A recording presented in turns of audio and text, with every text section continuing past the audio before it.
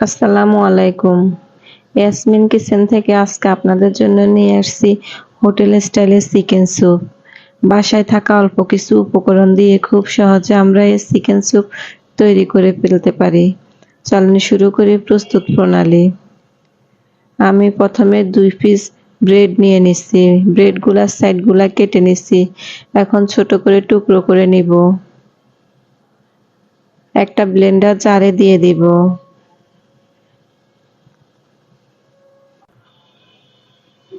দিয়ে দিব আগে থেকে জাল করে রাখা 2 কাপ তরল দুধ। এখন ব্রেডগুলা ব্লেন্ড করে নিব। চুলায় একটা কড়াই বসিয়ে দিচ্ছি। কড়াই দিয়ে দিব 1/4 কাপ সয়াবিন তেল, দিয়ে দিব আস্ত গরম মশলা, দিয়ে দিব 1/4 কাপ পেঁয়াজ বাটা। পেঁয়াজটা 2 মিনিট ভেজে নিব যাতে করে পেঁয়াজের কাঁচা গন্ধটা চলে যায়। দিয়ে দিব 1 টেবিল চামচ আদা বাটা, 1 টেবিল চামচ রসুন বাটা। আদা রসুন দিয়ে আবারও 2 মিনিট ভেজে নিব। এখন দিয়ে দিব 1 চা চামচ জিরার গুঁড়া, 1 চা চামচ ধনিয়ার গুঁড়া। আবারও 2 মিনিট ভেজে নিব। দিয়ে দিব 1/4 কাপ টক দই। টক দইটা আমি পানি ঝরিয়ে আগে থেকে ভালোভাবে পেরিয়ে নিচ্ছি। এখন টক দই দিয়ে মশলাটা ভালো করে কষিয়ে নিব। এখানে আমি 1/2 কেজি মুরগির মাংস নিয়ে নিচ্ছি। মুরগির মাংসগুলা আমরা বাসায় যেরকম রেগুলার ছোট ছোট পিস করে মুরগি কাটি ওইভাবে করে মুরগিগুলো আমি কেটে নিচ্ছি। এখানে আমি 8 থেকে 10 পিস মুরগির মাংস দিয়েছি। মুরগির মাংসটা ভালো করে ভেজে নিব। দিয়ে দিব 1 চা চামচ লবণ।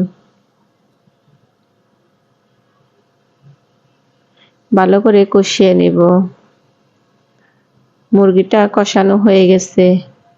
এখন দিয়ে দিব আগে থেকে ব্লেন্ড করে রাখা দুধ আর পাউরুটির মিশ্রণটি। আরও দিয়ে দিব এক্সট্রা 2 কাপ পানি। ভালোভাবে নেড়ে চেড়ে দিব। দিয়ে দিব 4-5টা কাঁচামরিচ। আমি কাঁচামরিচটা মাঝখান থেকে 2 ফালি করে দিচ্ছি। এখন চুলায় মাঝারি আঁচে 5 মিনিট রান্না করব। 5 মিনিট পরে আমাদের চিকেন স্যুপটা পুরোপুরি তৈরি হয়ে গেছে।